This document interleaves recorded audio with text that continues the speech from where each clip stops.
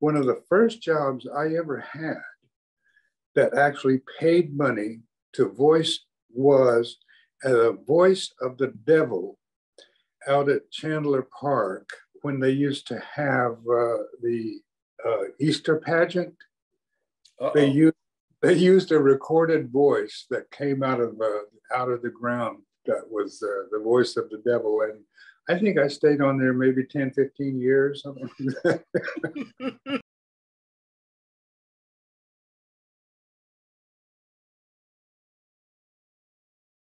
Well, how do you do, buckaroos? This is Joe Layton of Cowboys and Indians magazine, and I'm very happy today to be talking with the man, the legend, and now the fly fisherman, Wes Studi, who is starring in a new drama opening this weekend, Mending the Line, in which he and Brian Cox star as grizzled fishermen who try to help a war vet played by Cinco Walls, recover from his trauma by being introduced to the joys of fishing. And I guess, Wes, the first question I'm going to ask is, did you have to prove you could fish before they cast you in this movie? Well, I had no idea how to fly fish, and I still don't. I still have no idea how to fly fish, and I have never caught a fish, so I cannot call myself a fly fisherman. I do, however, know how to cast a fly rod. We learned that from an expert. We had an instructor come in and teach us all how to get that line out there and then mend that line. So yeah, it was a great experience, and I got to work with Brian Cox, the legend himself, right? So got to work with him, and hopefully in the future, I'd like to do a Western with him. Oh, that would be great. That would be great. I've often talked with actors who describe what they learned from working with a peer, another actor. Off the top of your head, what do you think you may have learned by working with Brian Cox? From working with Brian, I think that not only should you listen, you also have to watch for the innuendo, the eye movements, everything else that has to do with whatever he's saying, so you can stay in the moment with him. And if you can do that, I think you might be able to pull off a good scene with him. Were there days when you were shooting when, the first thought or the main thought that was roaming around in your head is, can we get out of this cold water now? I mean, we've been shooting this for hours and I'm freezing my butt off out here.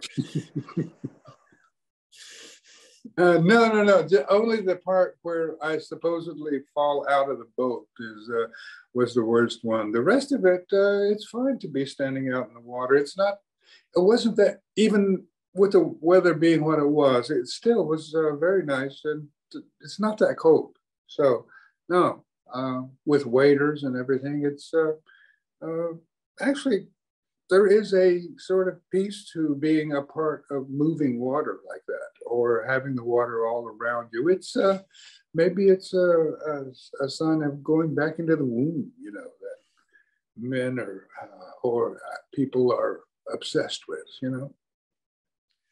Now, this is also, it's a multi-generational story. And you're working with a very talented young man, Cinco Walls. How did you two hit it off? Well, I think we hit it off well in terms of we professionally got along, and then even had some laughs on the way, But it was a very involved show for him. I mean, he's practically ever seen, right? So I don't think he had a lot of time for any social life outside of his own personal life. You're kind of broadening your horizons these days. I mean, you're playing crusty fisherman here, but recently we also heard you as the voice of the sun in Spirit Rangers. How did that come about?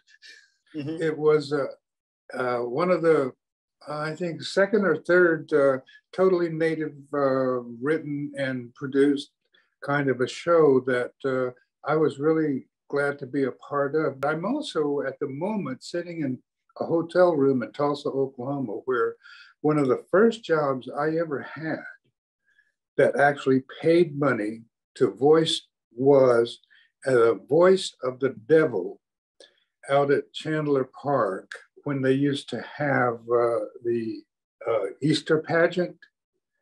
They used a recorded voice that came out of the ground that was the voice of the devil. And I think I stayed on there maybe 10, 15 years, something like that.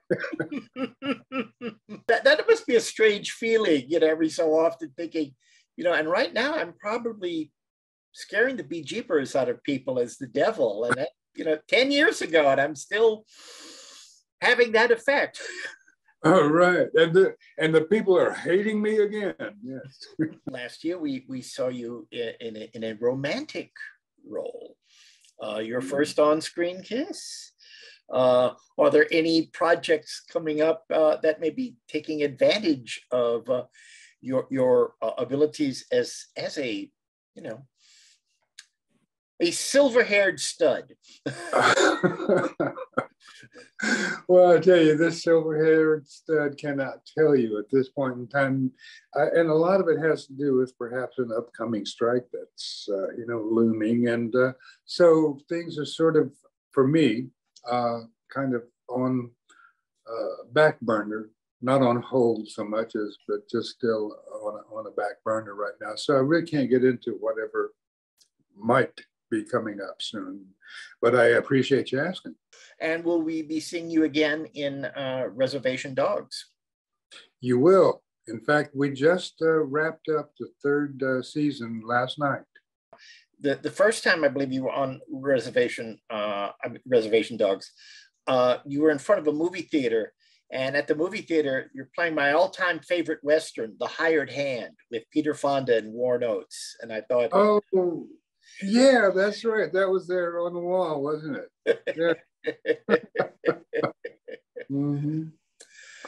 Now I understand. Very observant of you. Well, when I see my favorite movie out there. So I guess the last and a relevant question here is, are you going to go back and fish some more? Yes. I am going to go back and fish some more. Yeah. I want to actually catch a fish. And I may break protocol there and actually eat the fish if it's big enough. Mm. So the next time we talk, there'll be like a big fish on the wall that you'll have mounted.